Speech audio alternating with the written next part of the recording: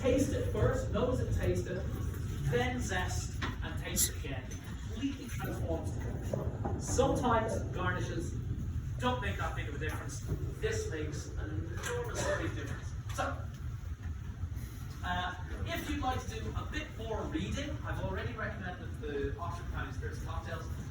Gin the Manual by Dave Broom is excellent. All the Geneva info in there is stuff that I either contributed or that Dave wrote when he was actually visiting Skinana with myself. And Clay Ryan's book, An American Rye, is great, as is a Davin Kerry Moe's book, which I hope you all have because he's the local hero. And his history of distilling in Canada is absolutely without peer. And that's it. Should we go to the bar and have a drink?